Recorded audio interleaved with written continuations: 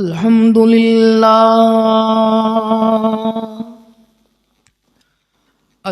لله نحمده ونستعينه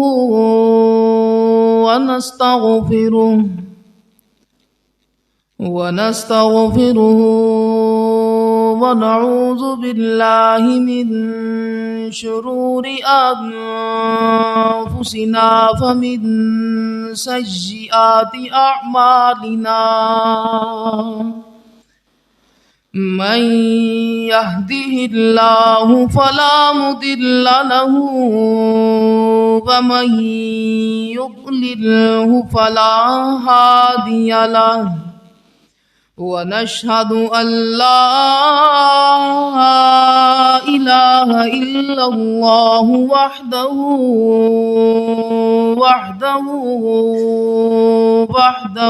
لا شريك له ونشهد أن سيدنا ومولانا ورحيمنا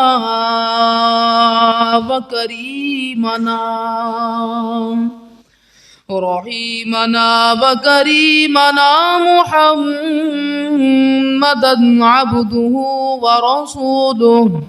أما بعد فأعوذ بالله من الشيطان الرجيم. بسم الله الرحمن الرحيم. قالت الأعراب آمنا قل لم تؤمنوا ولكن قولوا أسلمنا. صدق الله العظيم وصدق رسوله النبي الكريم الأمين ونحن على ذلك لمن الشاهدين والشاكرين والحمد لله رب العالمين. إن الله وملائكته يصلون على النبي يا أيها الذين آمنوا صلوا عليه وسلموا تسليما.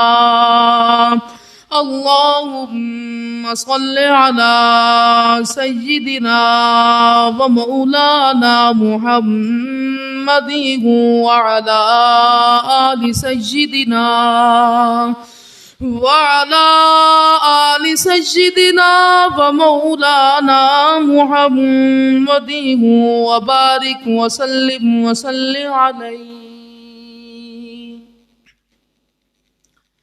تمام تعریف و توصیف حمد و ثنا اللہ جل مجدہ الکریم کی ذات پاک کے لیے جو خالق کائنات بھی ہے اور مالک ارض و سماوات بھی.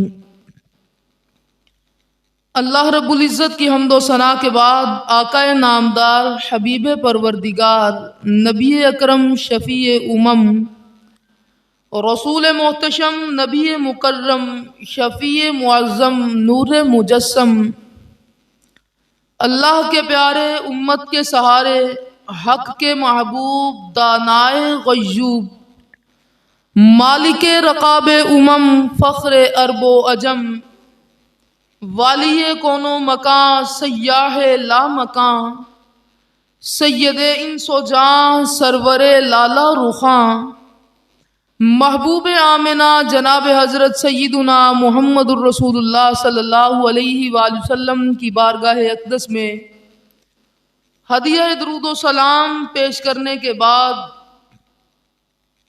عزیز سامعین کرام السلام علیکم ورحمۃ اللہ وبرکاتہ. اللہ رب العزت کی توفیق اور اس کے فضل سے آج ہم جمعۃ المبارک کے اس خوبصورت اور روح پرور ماحول میں موجود ہیں اور حضور سرور کائنات موجود کائنات محمد الرسول اللہ صلی اللہ علیہ وآلہ وسلم کی ذات کا ہم پر بے پایا احسان ہے کہ اللہ رب العزت نے ہمیں حضور علیہ الصلوۃ والسلام کا امتی بنا کر ایک صف میں کھڑا کر دیا۔ میں نے آپ کے سامنے قرآن کریم کی سورہ حجرات کی ایک آیت کا ایک جز تلاوت کرنے کا شرف حاصل کیا۔ رب کائنات نے اس میں ارشاد فرمایا، قالت الاعراب آمنا، اعرابیوں نے کہا، بدوؤں نے کہا، آمنا، ہم ایمان لے آئے۔ تو اللہ رب العزت نے اپنے محبوب سے فرمایا کہ میرے محبوب اب آپ فرما دیجئے کہ یوں نہ کہو کہ ہم ایمان لے آئے، بلکہ یوں کہو اسلمنا، ہم اسلام لے آئے، ہم نے اپنا سر خم کر لیا۔ تو پتہ چلا کہ رب کائنات نے حضور علیہ الصلوۃ والسلام کی زبان پاک سے دو جملوں کے اندر فرق بیان کر دیا، دو چیزوں کے اندر فرق بیان کر دیا، اور اس بات کو واضح طور پر بیان کر دیا کہ ایمان اور ہے اور اسلام اور ہے۔ اسی لیے تو کہا نا کہ ہم ایمان لے آئے، بدوؤں نے کہا ہم ایمان لے آئے، حضور نے فرمایا کہ یوں نہ کہو کہ ہم ایمان لے آئے، بلکہ یوں کہو اسلمنا، ہم نے اسلام لے آئے، ہم نے اسلام قبول کر لیا، ہم نے سر تسلیم خم کر لیا۔ تو دو چیزوں میں نمایاں فرق ہمارے سامنے موجود ہے کہ ایمان اور ہے اور اسلام اور ہے۔ تو حضور علیہ الصلوۃ والسلام کی ذات سے جانتے ہیں کہ ایمان کس چیز کا نام ہے اور اسلام کیا ہے، اور اس کے لیے بڑی واضح حدیث پاک جو بخاری شریف میں موجود ہے، سیدنا جبرائیل امین، فرشتوں کے سردار، روح الامین، حضور علیہ الصلوۃ والسلام کی خدمت میں بشری لبادہ اوڑھ کر حاضر ہوئے اور آ کر عرض کرتے ہیں، یا رسول اللہ صلی اللہ علیہ وآلہ وسلم، ایمان کیا ہے؟ اختصار سے عرض کرتا ہوں، حدیث طویل ہے۔ حضور علیہ الصلوۃ والسلام نے جب ایمان کا اس نے پوچھا تو حضور علیہ الصلوۃ والسلام نے ایمان کا جواب دیتے ہوئے عقیدے کو بیان کیا۔ جبرائیل امین نے پھر سوال کیا، یا رسول اللہ اسلام کیا ہے؟ تو حضور علیہ الصلوۃ والسلام نے اسلام کا جواب دیتے ہوئے، اسلام کو واضح طور پر بیان کرتے ہوئے حضور علیہ الصلوۃ والسلام نے اسلام میں موجود اعمال کا ذکر فرمایا، ارکان خمسہ کا ذکر فرمایا۔ فرمایا کہ اسلام یہ ہے کہ نماز، روزہ، حج، زکوٰۃ، یہ ساری چیزیں یہ اسلام سے متعلق ہے۔ جبرائیل امین نے پھر عرض کی، یا رسول اللہ صلی اللہ علیہ وآلہ وسلم، احسان کیا ہے؟ حضور علیہ الصلوۃ والسلام نے احسان کا جواب دیتے ہوئے حقیقت تصوف کو بیان کیا۔ تو یہ تین چیزیں حضور علیہ الصلوۃ والسلام نے جب ایمان کا سوال ہوا تو عقیدے کو سامنے رکھا، عقیدے کو بیان کیا۔ جب اسلام کا سوال ہوا تو رب کائنات کے محبوب صلی اللہ علیہ وآلہ وسلم نے ارکان خمسہ کو بیان کیا، اور جب احسان کی بات ہوئی تو رسول کائنات نے حقیقت تصوف کو بیان کیا۔ تو ہمیں اس بات کی طرف اب غور کرنا پڑے گا کہ ایمان ہے کیا، ایمان کس چیز کا نام ہے۔ ہم تو یہی سمجھتے آئے کہ ایمان یہ ہے کہ اسلام، بندہ کلمہ پڑھے اور نمازیں ادا کرنا شروع کر دے، انسان حج کی ادائیگی شروع کر دے، انسان روزوں کو ادا کرنا شروع کر دے، اسلام لانے کے بعد انسان وہ زکوٰۃ کی ادائیگی شروع کر دے تو انسان پکا مومن ہو گیا، جبکہ رسول کائنات نے ایمان اور اسلام کو الگ سے بیان کیا۔ تو اب اس کی وجہ کیا ہے؟ اس کے لیے ہمیں ایک اور حدیث پاک کا سہارا لینا پڑے گا، جسے سنن دارمی میں اس حدیث کو روایت کیا۔ حدیث کے لفظ ہیں، حضور علیہ الصلوۃ والسلام نے فرمایا، یأتی علی الناس زمان یجتمعون فی المساجد ولیس فیہم مؤمنا۔ حضور علیہ الصلوۃ والسلام نے فرمایا کہ میرے صحابہ غور کرو، غور سے سنو، لوگوں پر ایک ایسا زمانہ آئے گا، یجتمعون فی المساجد، وہ جو لوگ ہوں گے وہ مساجد میں جمع ہوں گے۔ اب مساجد میں لوگ کیوں اکٹھے ہوتے ہیں؟ کوئی تجارت کرنے کے لیے تو اکٹھا نہیں ہوتا، کوئی اپنے باہمی مشاورات کے لیے تو اکٹھا نہیں ہوتا، ظاہری طور پر مساجد میں عبادت کرنے کے لیے آیا جاتا ہے، نماز کے لیے آیا جاتا ہے، ذکر و فکر کے لیے آیا جاتا ہے، اللہ کا ذکر کرنے کے لیے آیا جاتا ہے۔ تو حضور علیہ الصلوۃ والسلام نے فرمایا کہ ہاں، لوگوں پر ایسا زمانہ آئے گا جب وہ مساجد میں جمع تو ہوں گے، وَلَيْسَ فِيهِم مُؤْمِنًا، لیکن ان میں مومن کوئی بھی نہیں ہوگا۔ لوگوں پر ایسا زمانہ بھی آ جائے گا کہ ان میں سے مومن کوئی نہیں ہوگا، مساجد کا رخ ساری کریں گے، مساجد میں ہم اعمال کر رہے ہیں، ذکر و فکر کر رہے ہیں، اللہ کی عبادت کر رہے ہیں، نماز ادا کر رہے ہیں، مصطفیٰ کریم فرما رہے ہیں کہ نہیں ان میں سے کوئی مومن نہیں ہوگا، تو پھر مومن کون ہوگا؟ ہمیں پھر ایک تیسری حدیث کی طرف جانا پڑے گا، حضور علیہ الصلوۃ والسلام سے رہنمائی لینی پڑے گی۔ یا رسول اللہ صلی اللہ علیہ وآلہ وسلم، ہم اسلام کی بجاوری صحیح طریقے سے کر رہے ہیں، ہم نماز بھی ادا کرتے ہیں، مساجد میں بھی جاتے ہیں، ہم روزے بھی رکھتے ہیں، حج اور زکوٰۃ کو بھی ادا کرتے ہیں، لیکن آپ فرما رہے وَلَيْسَ فِيهِمْ مُؤْمِنًا، ان میں سے پھر بھی کوئی مومن نہیں ہوگا، تو مومن کون ہوگا؟ تو پھر تیسری حدیث کی طرف جانا پڑے گا۔ حضور علیہ الصلوۃ والسلام تشریف فرما ہے، صحابہ اکرام رضی اللہ تعالیٰ عنہ آپ کے سامنے موجود ہیں، ایک سما بندھا ہوا ہے، ایک مجمع لگا ہوا ہے، میرے اور آپ کے لجپال کریم آقا محمد الرسول اللہ صلی اللہ علیہ وآلہ وسلم، آپ نے اپنے نورانی لبوں کو کھولا، حضور نے فرمایا ای الخلق اعجب الیکم ایمانا، اے میرے صحابہ ذرا مجھے یہ تو بتلاؤ کہ تم میں سب سے نزدیک، تمہارے نزدیک سب سے عجیب ایمان کس شخص کا ہے؟ ایمان کے متعلق سوال ہے۔ یا رسول اللہ صلی اللہ علیہ وسلم کیا فرما رہے ہیں؟ حضور نے فرمایا تم کیا سوچتے ہو کہ لوگوں میں سب سے زیادہ عجیب تر ایمان کس کا ہوگا؟ صحابہ اکرام رضی اللہ تعالیٰ عنہ نے سوال پر غور کیا اور عرض کی، یا رسول اللہ صلی اللہ علیہ وآلہ وسلم الملائکہ، یا رسول اللہ ملائکہ کا ایمان بڑا عجیب تر ہے، ان کا ایمان لانا بڑا عجیب کیفیت کا ہے۔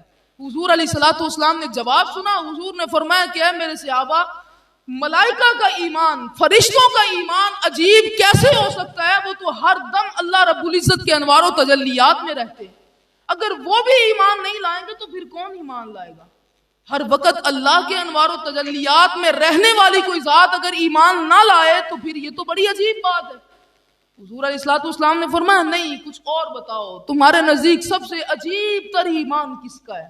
صحابہ اکرام رضی اللہ تعالیٰ نے پھر سوچا اور عرض گویا ہوئے، عرض کرتے ہیں یا رسول اللہ صلی اللہ علیہ وآلہ وسلم فالنبیون، نبیوں کا ایمان بڑا عجیب ہے۔ حضور علیہ الصلوۃ والسلام نے جب جواب سنا تو آپ نے فرمایا کہ نبیوں کا ایمان عجیب کیسے ہو سکتا ہے کہ اللہ رب العزت کے کلام کا نزول تو ان کے اوپر ہوتا ہے، کبھی وہ طور کے اوپر جا کر اللہ رب العزت کی ذات کا مشاہدہ کرتے ہیں، کبھی اللہ رب العزت ان پر وحی کا نزول کر رہا ہے، ان سارے کاموں کے باوجود وہ ایمان نہ لائیں تو بڑی عجیب بات ہے۔ تو پھر نبیوں کا ایمان لانا عجیب نہیں ہے، کچھ اور بولو۔ حضور علیہ الصلوۃ والسلام نے ارشاد فرمایا کہ تمہارے نزدیک سب سے عجیب ایمان کس کا ہے؟ صحابہ اکرام رضی اللہ تعالیٰ عنہ نے ارد گرد غور و فکر کیا تو گویا ہوئے، عرض کرنے لگی یا رسول اللہ صلی اللہ علیہ وسلم اگر ملائکہ کا ایمان بھی عجیب نہیں ہے، نبیوں کا ایمان بھی عجیب نہیں ہے، تو پھر فنحن یا رسول اللہ، یا رسول اللہ پھر ہمارا ایمان، ہم صحابہ کا ایمان بڑا عجیب ہے۔ حضور علیہ الصلوۃ والسلام مسکرا پڑے، حضور نے فرمایا میرے صحابہ تمہارا ایمان لانا عجیب کیسے ہو سکتا ہے؟ ہر وقت تو یہ دیکھتے ہو کہ میں محمد عربی تمہارے سامنے موجود ہوتا ہوں، اگر تم بھی ایمان نہیں لاؤ گے تو کون ایمان لائے گا؟ ہر دم یہ دیکھتے ہو کہ یہ کنڈلوں والا جو محمد الرسول اللہ ہے، جن کی زلفوں میں کنڈل پڑے ہوئے ہیں، ان کا نظارہ کرتے ہو، وضحا کے چہرے والے محمد عربی کا نظارہ کر کے بھی ایمان نہیں لاؤ گے تو کون ایمان لائے گا؟ تم یہ دیکھتے ہو کہ جب میں گزرتا ہوں تو پتھر بھی میری ذات پر درود و سلام پڑھتے ہیں، یہ سب کچھ دیکھ کر بھی تم میری ذات پر ایمان نہیں لاؤ گے تو کون ایمان لائے گا؟ تم دیکھتے ہو کہ شجر و حجر میری ذات پر درود و سلام پڑھتے ہیں، تم پھر بھی مجھ پر ایمان نہیں لاؤ گے، کیوں ایمان نہیں لاؤ گے؟ حضور علیہ الصلوۃ والسلام نے فرمایا یہ سب کچھ دیکھنے کے بعد اگر تم ایمان نہ لاؤ تو پھر کیا کرو گے؟ اس لیے تمہارا ایمان لانا بھی عجیب نہیں ہے۔ اب حضور علیہ الصلوۃ والسلام نے پھر سے سوال کیا، فرمایا صحابہ بتلاؤ تو صحیح سب سے عجیب ایمان کس کا ہے؟ عرض کرنے لگے یا رسول اللہ صلی اللہ علیہ وسلم ہم نہیں جانتے، آپ اور اللہ بہتر جانتے۔ اب حضور علیہ الصلوۃ والسلام نے ارشاد فرمایا، حضور علیہ الصلوۃ والسلام نے فرمایا کہ سب سے عجیب ایمان ان لوگوں کا ہوگا جو میرے بعد آئیں گے، جنہوں نے مجھے دیکھا نہیں ہوگا، جنہوں نے میری زیارت نہیں کی ہوگی، جنہوں نے میرے وضحا کے چہرے کو نہیں دیکھا ہوگا، جنہوں نے میری واللیل کی زلفوں کو نہیں دیکھا ہوگا، جنہوں نے شجر و حجر کو میری ذات پر درود و سلام پڑھتے ہوئے نہ دیکھا ہوگا، پھر بھی میری ذات سے محبت اور عشق وارفتگی سے کریں گے۔ فرمایا سب سے عجیب ایمان ان لوگوں کا ہوگا، ان کے ہاتھ میں صرف کتاب ہوگی، ان کے ہاتھ میں قرآن ہوگا، ان کے ہاتھ میں میری حدیث ہوگی، جب وہ حدیث میں پڑھیں گے کہ مصطفیٰ کا چہرہ اتنا خوبصورت تھا، تو پھر اپنی ہر شے میری اوپر قربان کر دیں گے. جب قرآن میں میرا تذکرہ پڑھیں گے تو میری ذات کے ساتھ اتنی محبت کریں گے کہ اپنے بیٹوں کے گلوں کے اوپر بھی چھری چلوا دیں گے. فرمایا کہ ان لوگوں کا ایمان سب سے عجیب تر ہوگا. اب اسی ایمان کی ترجمانی میرے اور آپ کے رسول صلی اللہ علیہ وآلہ وسلم نے ایک اور حدیث پاک میں کی. حضور علیہ الصلوۃ والسلام نے ارشاد فرمایا کہ طوبیٰ لمن رآنی، فرمایا کہ وہ لوگ جنہوں نے مجھے دیکھا ان کے لیے ایک مرتبہ خوشخبری کی بشارت دیتا ہوں. یعنی صحابہ اکرام رضی اللہ تعالیٰ عنہ کے لیے حضور علیہ الصلوۃ والسلام نے فرمایا کہ میرے صحابہ تم نے میری ذات کو دیکھا ہے تو تمہارے لیے ایک مرتبہ بشارت ہے. طوبیٰ لمن رآنی، اس شخص کے لیے مبارکباد ہو، اس شخص کے لیے خوشخبری ہو. حضور نے فرمایا جس نے مجھے دیکھ لیا. لیکن جب باری میری اور آپ کی آئی تو حضور نے یہ نہیں فرمایا، بلکہ حضور نے فرمایا طوبیٰ سبع مرات لمن لا یرانی، کہ 7 مرتبہ مبارکباد کے مستحق وہ لوگ ہیں جو میرے بعد آئیں گے جنہوں نے مجھے دیکھا نہیں ہوگا لیکن اپنی جان اپنی مال ہر شے میری ذات پر قربان کر دیں گے. 7 مرتبہ مبارکباد دی. ابھی ایمان ابھی پھر بھی وہیں پر موجود ہے کہ ایمان کیا ہے یا رسول اللہ صلی اللہ علیہ وآلہ وسلم. اسلام اور ایمان کو آپ نے 2 جگہوں پر تقسیم کر دیا کہ ایمان کچھ اور ہے، اسلام کچھ اور ہے. یا رسول اللہ صلی اللہ علیہ وسلم ایمان کس چیز کا نام ہے؟ تو ہمیں ایک اور حدیث پاک کا سہارا لینا پڑے گا. امام دارقطنی نے اس کو روایت کیا، سنن دارمی میں یہ روایت موجود ہے اور مشکات المصابیح میں اس کو روایت کیا گیا. سیدنا زید بن حارثہ رضی اللہ تعالیٰ عنہ حضور کے ایک صحابی ہیں. حضور علیہ الصلوۃ والسلام باہر تشریف لے کر گئے، سامنے سے سیدنا زید بن حارثہ رضی اللہ تعالیٰ عنہ آ رہے ہیں. اب حضور علیہ الصلوۃ والسلام نے ان سے ایک سوال کیا. حضور نے فرمایا کہ یا زید کیف اصبحت، اے زید بن حارثہ تم نے صبح کیسے کی، تمہاری صبح کس حالت میں ہوئی ہے. اب یہ وہ حدیث پاک ہے جسے داتا علی حجویری نے کشف المعجوب میں حقیقت تصوف بیان کرنے کے لیے اثر نو اس کو ابتدا میں رکھا. سب سے پہلے اسی حدیث کا سہارا لیتے ہوئے حقیقت تصوف کو داتا علی حجویری بیان کرتے. حضور علیہ الصلوۃ والسلام نے فرمایا کیف اصبحت، اے میرے غلام اے میرے صحابی تم نے صبح کیسے کی ہے. اب حقیقت ایمان کا پتہ دے رہے اور زبان مصطفیٰ کریم صلی اللہ علیہ وسلم بیان فرما رہی. حضور نے فرمایا کیف اصبحت یا زید، اے زید تم نے صبح کیسے کی. سیدنا زید بن حارثہ رضی اللہ تعالیٰ عنہ عرض کرنے لگے یا رسول اللہ صلی اللہ علیہ وسلم اصبحت مؤمنا، میں نے صبح اس حال میں کی کہ میں مومن تھا. اصبحت مؤمنا، میں نے حالت ایمان میں صبح کی ہے. جب حضور علیہ الصلوۃ والسلام نے یہ جواب سنا تو حضور علیہ الصلوۃ والسلام نے فرمایا کہ فانظر ماذا تقول، اے زید بن حارثہ اپنے جملے کے اوپر غور کرو کیا کہہ رہے ہو. آج ہم میں سے ہر کوئی شخص جو داڑھی بڑھا لے وہ کہتا ہے میں مومن ہوں، جس نے جبہ اور کبہ اور دستار رکھ لی وہ کہتا ہے میں مومن ہوں، جس کی نمازیں حد سے تجاوز کر جائیں تو وہ کہتا ہے میں مومن ہوں، جس کی روزوں کی کثرت ہو جائے وہ کہتا ہے میں مومن ہوں. ہر بندہ یہ دعویٰ کرتا ہے لیکن رسول کریم نے فرمایا کہ جب دعویٰ ہو تو اس کے اوپر دلیل دینا شرط بن جاتا ہے. اب دلیل کیا ہے؟ حضور علیہ الصلوۃ والسلام نے فرمایا فانظر ماذا تقول، اے میرے صحابی زید بن حارثہ جو جملہ بول رہے ہو اس کے اوپر غور کرو، تم کیا کہہ رہے ہو، تمہارے کہنے کا مقصد کیا ہے. اب حضور علیہ الصلوۃ والسلام یہاں سے حقیقت ایمان کو بیان کرتے ہیں کہ ایمان کس چیز کا نام ہے. ہم نے تو آج تک یہی سمجھا کہ جس نے جبہ کبہ اور دستار رکھ لی اس کو سب سے بڑا مومن کہہ دیا. جس شخص کی نمازیں حد سے تجاوز کر گئی ہم نے کہا کہ یہ بندہ بڑا مومن ہے. جس کو مسجد میں آتے جاتے دن میں کئی بار دیکھ لیا ہم نے کہا یہ بندہ مومن ہے. جس کو تم بھوکا اور پیاسا دیکھ لو ہم کہتے ہیں یہ مومن ہے. ہر بندہ دعوے دار ہے کہ میں مومن ہوں. ہم حضور علیہ الصلوۃ والسلام کی ذات سے ذرا پوچھتے ہیں کہ یا رسول اللہ صلی اللہ علیہ وسلم مومن کون ہے؟ تو حدیث کے لفظ ہے حضور علیہ الصلوۃ والسلام نے ارشاد فرمایا ان رسول اللہ صلی اللہ علیہ وسلم قال ان من اشد امتی لی حبا. حضور نے 4 لفظوں میں حقیقت ایمان کا پتہ دے دیا. حضور علیہ الصلوۃ والسلام نے ارشاد فرمایا کہ نہ جبہ اور قبہ میں ایمان پوشیدہ ہے، نہ داڑھی کی کثرت میں ایمان پوشیدہ ہے، نہ ہی ٹینڈ کروا لینا یہ ایمان اس میں پوشیدہ ہے، نہ ہی اپنی تہبند کو اپنے ٹخنوں تک اونچا کر لینا، اپنی پنڈلیوں تک اونچا کر لینا، نہ ہی اس میں ایمان ہے. حضور نے ارشاد فرمایا میری امت میں سے جو بندہ مجھ سے سب سے زیادہ محبت کرتا ہوگا ایمان بھی اسی کے سینے میں موجود ہوگا. اب اس کے لیے کوئی داڑھی شرط نہیں رہی، اس کے لیے کوئی اچھے کپڑے اور جبہ کبا اور دستار رکھنا یہ کوئی شرط نہیں گردانا گیا۔ اگر کسی نے شلوار قمیض سے ہٹ کر کوئی لباس پہنا ہے لیکن اس کے دل میں حضور کی محبت موجود ہے تو وہ بندہ بھی مومن ہے۔ اگر کسی کے چہرے پر سنت رسول نہیں ہے لیکن اس کے دل میں عشق رسول کی شمع موجزن ہے تو پھر وہ بندہ بھی مومن ہوگا۔ لیکن یہ جو چیزیں ہیں، یہ جو اعمال ہے، اس کی نفی نہیں کی گئی۔ یہ نہیں کہا گیا کہ تم نماز نہ پڑھو، میری ذات سے محبت کر لو بس نماز چھوڑو، یہ نہیں کہا گیا۔ میری ذات سے محبت کر لو، میرے طریقے کو نہ اپناؤ، اس کو محبت نہیں کہا گیا۔ بلکہ محبت کیا ہے؟ یہ جو ہم اعمال کرتے ہیں، نماز پڑھی، روزہ رکھا، عبادات کی، اپنے چہرے کو، اپنی وضع طبع کو حضور علیہ الصلوۃ والسلام کی موافقت دے کر حضور جیسا کر لیا، یہ ایمان تو نہیں ہے لیکن ایمان کو تقویت دینے کا سبب ہے، ایمان میں پختگی کا سبب بن جاتا ہے۔ اس لیے فرمایا کہ ایمان تو یہ ہے کہ تم میری ذات سے محبت کرو۔ محبت بھی کیسی ہونی چاہیے؟ صرف محبت پر اکتفا نہیں کیا حضور علیہ الصلوۃ والسلام نے، حدیث کے لفظوں پر غور کرے۔ حضور علیہ الصلوۃ والسلام نے عشق کا ترجمہ کیا، فرمایا ان من اشد امتی لی محبا۔ محبت کے اوپر حضور علیہ الصلوۃ والسلام نے اشد کا لفظ جوڑا، فرمایا کہ اشد محبا، جو میری ذات سے بے پناہ محبت کرتا ہوگا، اور بے پناہ جو محبت ہوتی ہے وہ عشق کے اندر کنورٹ ہو جاتی ہے۔